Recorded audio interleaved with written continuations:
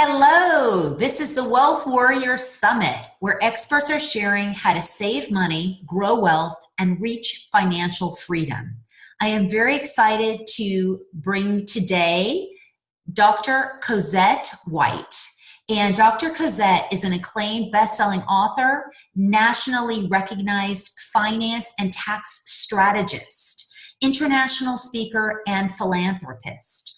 Her work has been on every network and NBC, ABC, Fox, and she has been featured on numerous radio shows for her expertise and in many publications as well. So needless to say, she is well qualified to teach us about money matters. Welcome, Dr. Cozette White. Thank you. I appreciate you having me here today. I really, really appreciate this, and I'm ready to just pour into the audience. Thank you so much. So I always start with the first question, which is, what is your basic philosophy around creating wealth? Around creating wealth, my main philosophy when we talk about wealth, and as you know, wealth means so many different things to so many different people. I can ask 10 people and I'm not going to get the same question. So my philosophy around wealth is pay yourself first. I always say pay yourself first, but whatever that looks like, we know as those in the financial industry, we know that when we're talking about wealth, when we're talking about money, it's all about a mindset. It's starting up here. And if we have what I call a welfare mindset, then we're not going to grow. We're not going to become wealthy because we have limited beliefs placed amongst ourselves. Yeah, I love that. And I love that paying yourself first, you're really saying stand up for yourself and know that you deserve money and that you can have the amount of wealth that you want. So that's a great way to kick this off and for the audience to get into that mindset right away so that when they're taking in all of this valuable content that they can think about that and where they land in there. Now, you say by making smart personal finance choices now, you can build a solid foundation for your family and your future. Correct. I love that. I mean, that's, I think, kind of sums up what most people would want. So what are the smartest and best financial choices you would recommend to get started? To get started, once again, I always say, and I'm going to keep going back to this, we must start with our mindset. We must start with the way that we think about money, feel about money, how we appreciate money, and how we handle our money. From there, I would say once one is ready to really get started with building a legacy, building their wealth, start with learning how to invest.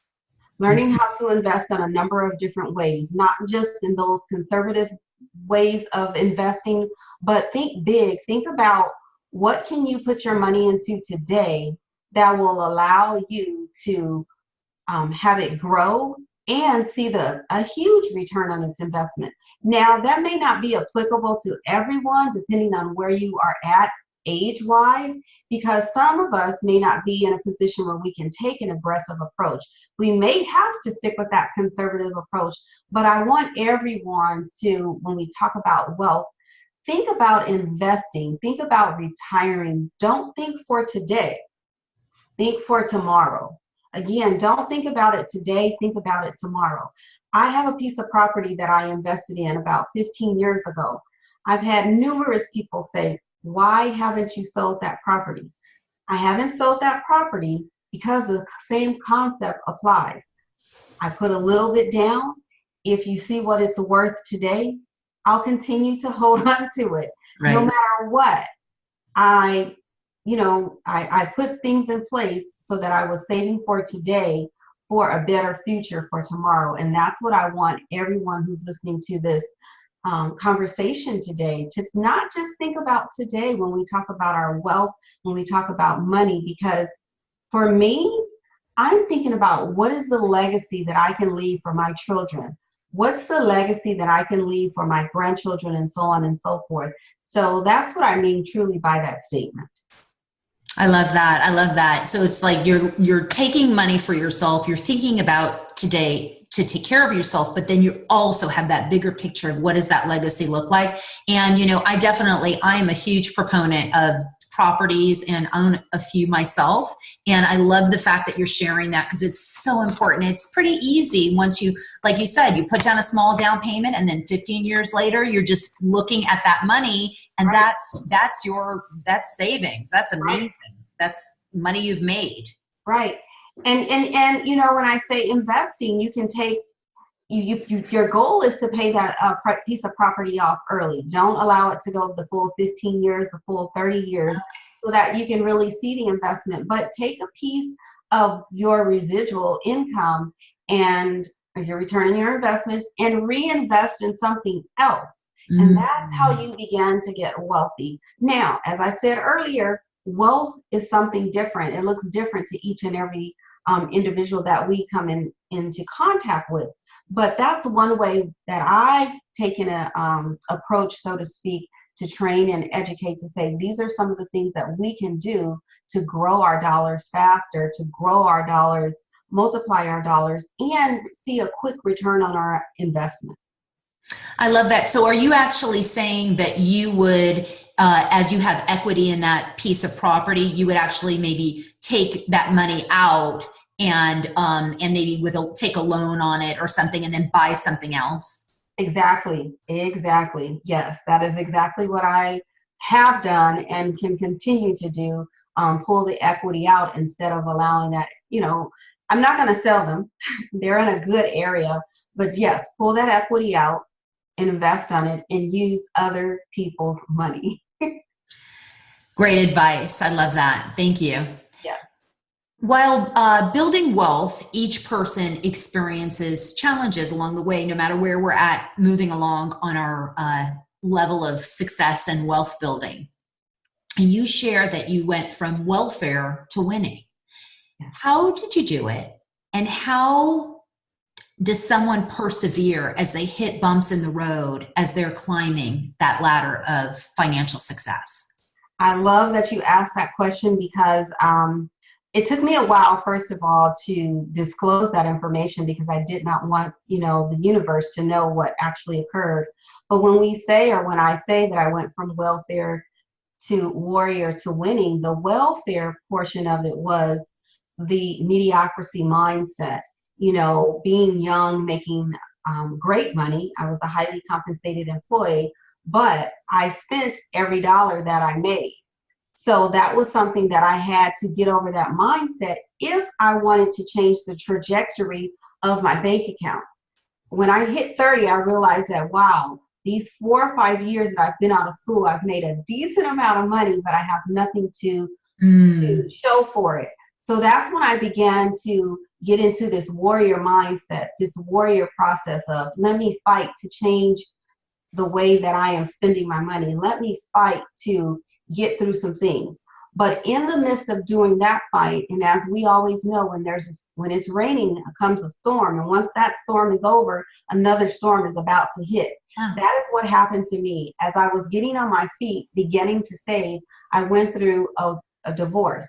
I was married to someone that the marriage was full of domestic violence, and one thing led to another. So I pretty much had lost everything that I had. I ended up on welfare, but I did not allow myself to stay on welfare for a long period of time. And that's where the warrior mindset kicked in to say, hey, you've got to do better.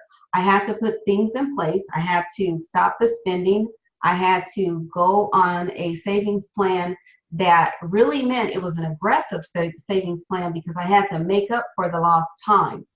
And that's where I was explaining earlier, depending on the age, you may have to go conservative or you may have to take an aggressive approach. So of course, I took the aggressive approach and I started saving. I got my credit score back up. And then I was at a place where I could say, hey, I'm ready to start investing. I'm not going to be in my late 30s for a long time. I mean, for forever. So I need to begin saving for investing. in rental property, investment property. I have 3 investment properties right now. And I also like to throw out, through all of this, you all, I was a single mom. So I was able to get a 401k plan up to a great level. I'm not going to share the dollar amount.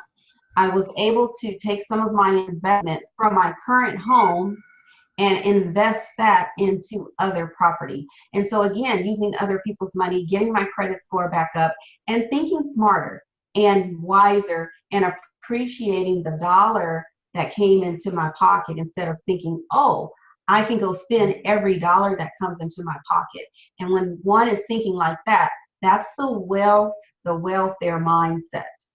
Right. So I say, when you hear me say, or when we use the terminology that I went from welfare to winning, yes, I do consider myself as a winner today because my portfolio looks great. My portfolio, one would not even believe what it looks like, but I've been able to bounce back. And what I tell individuals that I coach, and those of you that are listening to this webinar, maybe you've slipped. Maybe you've fallen down. Maybe you've gotten off track with your finances. But where there's a will, there's a way. And my saying is, if it's up to me, it's meant to be. If it's up to me, it's meant to be.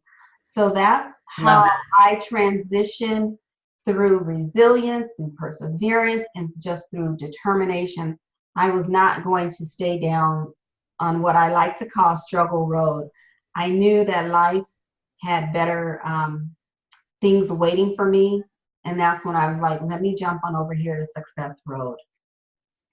Awesome. I love that. And I love the way you talk about how you just keep doing it with every win or everything that happened, you just kept getting back up and looking like, what can I do next? What can I do next? Right. And it's like that warrior mentality. It's not just for, it wasn't just for getting that first property. It was for everything. It was the vision for your family, for your children, for everything that you were going through. And I love that because I do believe, and I think that's why people like us are in this work, is that we can all have that. Yes, absolutely. It's there for us. It's waiting. The world is ours. I love that. Now, as a top advisory and tax expert, and I know you always get tax questions as we can't resist. We all want to know. Right. What 3 things do you recommend that people can do throughout the year? Because I love that we're having this conversation about, being consistent and long range plans. So throughout the year to prepare them for tax time that will ultimately also save them money. Absolutely. And I am sorry about this. The first thing that I would say to all, I'm sorry, That's to, okay. to anyone that's out there, the number one thing that you want to ensure that you are doing throughout the year is you need, and I'm going to say this again, you need to seek someone that can assist you with tax planning. Tax planning is a lifesaver. I say to everyone, if I could show you how to save $10,000 this year, would it be worth the opportunity? Would it be worth your time to sit down and have a conversation with me? If I can take that $10,000 and multiply that over 10 years, that's a $100,000 savings. If you could do something such as invest in property, invest in something that would help you further your business, further your children in school, or whatever the case may be, would it be worth it? So that's number one. Tax planning is critical. The other thing that I'm going to say to us is, we as business owners, we need to ensure that we are financially smart. And what I mean by financially smart is making sure that we are monitoring what's coming into our business and what's going out of our business from a financial standpoint. And where I'm going with that is, we need to ensure that we are looking at financials each and every month, a balance sheet, a financial statement, a statement of cash flow. We need to make sure that when we sit, if it's not with our CPA or with our accountant, that we have our books laid out for us for a full 12 months so that there's a vision in front of us. There's a guideline. There's a roadmap. We know where we're driving to for the year. If our goal is to reach $500,000 or $1 million, we need to understand, how are we going to drive there? What's going to be the key drivers? And by planning, again, whether it's tax planning or looking at your financials on a regular basis, that's the only way that you're going to know. Besides putting an annual budget together, you need to break the numbers down quarterly, then you need to break the numbers down monthly, and then you need to break things down on a weekly basis. That way, you're taking things into bite-sized pieces, and it doesn't look really huge when you say $500,000. How am I going to reach $500,000? Break it down into bite-sized pieces that you can wrap around your head, and it sounds more realistic than that huge, ginormous number of $500,000, 500,000. So that's tip number 2. And then tip number 3 is make sure that you are looking at different ways to save yourself in the office. Look at ways for reducing your tax liability. Maybe it may be cutting down on your payroll or reducing some of the advertising expense that you have. Whatever it looks like, you want to ensure that that bottom line is profitable. And I said profitable, and I'm going to use that word again, profitable. And there is a difference for those of you who may not realize. There's a difference between revenue and profit. The revenue is what you bring in. That's all the income that's coming into the door from all of the sales. The profit is what you take home. The profit is what you're paying taxes on. The profit is what's left over after you have all the income coming in, you pay all the money coming in, you've paid all of the operating expenditures, and then you have that profit. So you want to make sure that if that's your goal, to increase your profit, not just grow. So many times I hear business owners say, oh, I want to grow. Well, what is it that you want to grow? You want to grow your sales? What do you want to grow? So, that's what I want you all to clue into, those 3 key things. I love that. That was excellent. Thank you. That's great. Great advice. Great tips. Now, we just talked about this a bit, and you shared in terms of, looking at, looking at your bottom line and your operational expenses and your taxes. But how do you recommend balancing? Like, is there a certain percentage that you recommend, or is it just kind of looking at it and then reallocating? Because there's most people spend too much. And a lot of times, like you said, that difference between revenue and profit and balancing, doing the balance act of that, and also putting money aside for taxes every month or every quarter. Mm-hmm. So what do you recommend? Recommend for tax purposes, or recommend for creating a healthy body, a healthy business, so that you have enough allocated for your expenses, you have enough allocated for your profit, you have enough for your taxes. So let's say this, 80% of what you bring in, you should be reinvesting into your business. You should be putting 20% away for saving or whatever, but that other 80% you should be reinvesting back into your business for growth. And whatever is left over, whether that's profit, whether that's your salary for small business owners, that's what that should look like. But 9 times out of 10 for small business owners, that doesn't always happen with the 80-20 rule. Right. Mm-hmm. But that's what you should shoot for. So, like, obviously, if you need a little bit more to live, then you have to take more out just so you can survive and you have food and whatever you need. But that's what you're going for. Absolutely. You should shoot for that 80-20. Whatever that 20 looks like, then that should be an incentive motivator for you that you need to boost your business up. If that 20% is not sufficient for you to have something to live off, as well as, keep in the business and grow the business.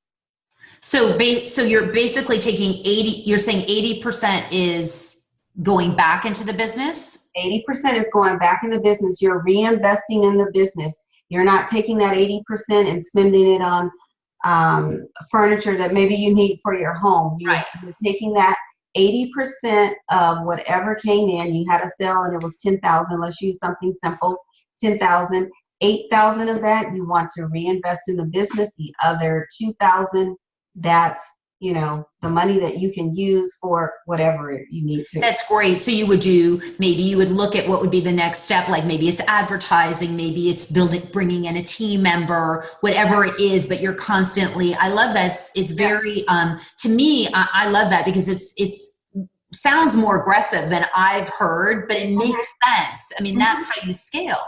Right. 80-20. So you can do it another way. You can use whatever percentage you choose to, but 80% is really growing, putting it back into your business, reinvesting in your business and growing. It could be personal development. It could be advertising. It could be buying new equipment, new capital, whatever that looks like for the organization. Putting money away so that you have salary for an independent employee, or you can bring on an independent contractor. Good, that's great. Now, some people know you as the financial physician, and you talk about ditching debt to build financial legacy. And, we all know that, debt is a huge issue in our all around the world. So how can someone make a shift in their mind for that? I mean, we kind of already talked about this, but I'm just wondering if there's anything else where there's something that you can shift in your mind to think about a long-term vision as opposed to right now, which is, I think, what we're all conditioned to.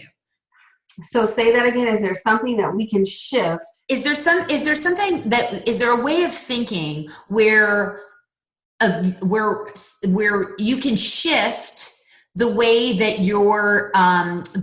you're thinking in terms of, hey, I might not live 20 more years, so I'm just going to spend everything now, to kind of see, for me, that the hardest part about investing was always like, you put it away, you buy the property, you don't really touch that money.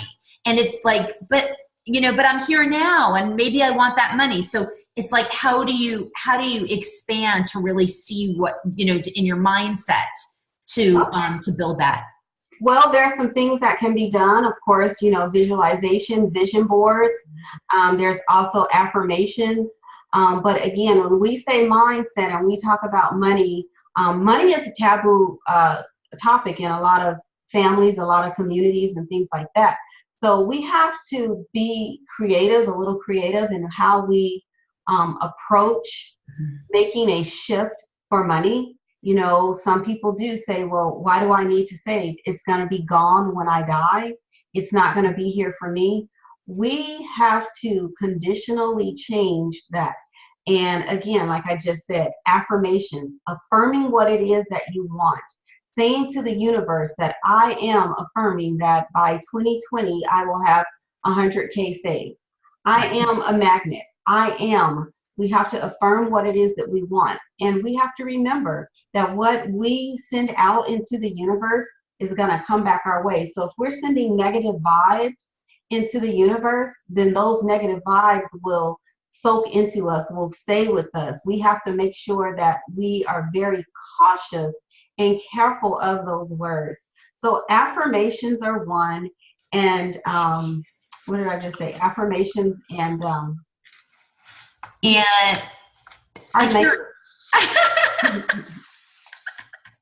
affirmations and just our language.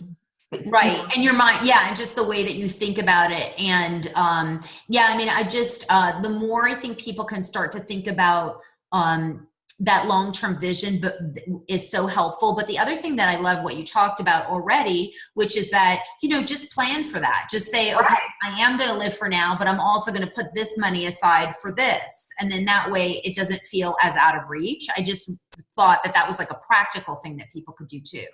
Well, I don't know about practical when we talk about, practical is not always the right thing, because everybody when we're talking about money. Right. And we're talking about mediocrity and we're talking about mindset.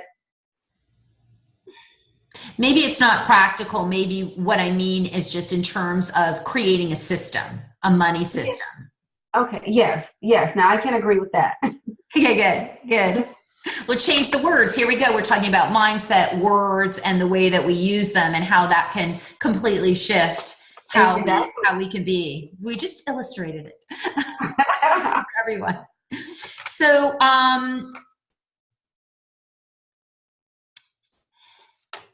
now, let's talk a little bit more. I mean, we already talked a bit about blocks, but I do feel like there are so many limitations around money, and especially with women, and in feeling entitled for what we want and how much we can have.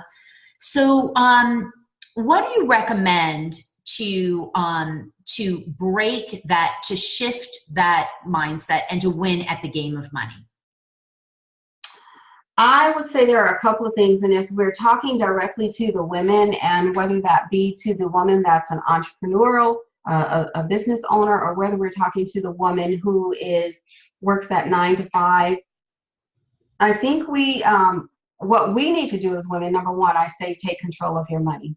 Take control of your money. Be better communicators. Be more open to ask for what you're worth, to ask for what you want. Know that there's things out there for us, there's money out there for us, there's opportunities out there for us as it pertains to the workforce. But if we are not comfortable within ourselves, if we don't have the negotiation skill set, then we are 9 times out of 10 going to leave money on the table. Studies show that women make 84 cents to our male counterpart who makes $1. So we're always lagging behind our male counterpart. So there's one area to ask for what you're worth, to take control of your money, and to learn to demand what you want when you are in the negotiation phase of a job offer, so to speak. Even if a woman is going for a review, you're going for a raise, your performance evaluation, still don't be afraid to ask for what you want. That's called negotiation. But if you're going to negotiate, make sure that you have solid proof that can solidify what you're requesting, whether that's a brand new job and you're saying, I would like to negotiate 100K, whereas most people in that company in that same function, maybe they're making 80K. What gives you the right to say, oh, I want to make 100K? If you can justify it, if you can share what you're going to bring to the table, if you can bring everything, that evidence, so to speak, that evidence, then there's that possibility.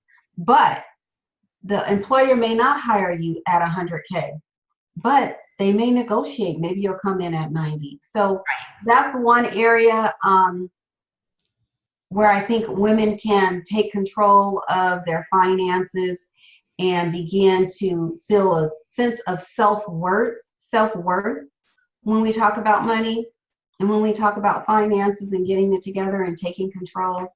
So that's just one area. No, that's great. And that even can apply, even though, like I said, we agree that women have more of that issue, but men have that too. So, I mean, that's great advice for anyone just to begin to step into asking for what you want and backing that up. I love that. Now, this is interesting. So everyone, everyone's on their trajectory and has a vision of, like, oh, it would be great to be able to have money to retire, to have the kids have funds for college and all of that. We know that it's a long range plan. How do you trust that you're on the right track? That's a good question. She said, how do you trust that you're on the right track? Well, I think that's where you sit down with a financial advisor or someone who can assist you in determining, here's what you're currently making, here's your current salary, here's what you're bringing into the household. If you were to retire by this date, this is how much you need to have in retirement. Mm-hmm. You must know those numbers so that you can track along the way. If you're in your 20s, then, it's going to look a little different from someone that's in their 40s. But you need to sit down with someone that can help you assess where you currently are and where you need to be. But you have to start with the end in mind. If you know you want to retire at, I don't know, maybe 55, maybe 60, 62, 67, whatever that looks like, you have to first say, I'm retiring at such and such an age, or whatever that may look like. That's how you will know if you're on track for saving. Right. Other than that, it's just a guess. Yeah, I mean, there are so many people out there that are ready to retire or know that we're going to be retiring, but we are clueless as to what amount does the industry state we should have saved before hitting retirement. Right. And based on what kind of lifestyle we want. Correct. Exactly. Right. That's great. Good. Yeah. And I love that. I love that it brings it back, kind of takes some of the stress off in terms of wanting to build a portfolio and wanting, and, finding a manager that you trust or someone that you can work with. And that's, of course, all part of it. And I think a lot of people have resistance around that too. Once they have money, they feel like, oh, can I trust this person? And then it's just a matter of doing your due diligence and moving forward with at least someone that can advise you. Right. Right. Absolutely. That's great.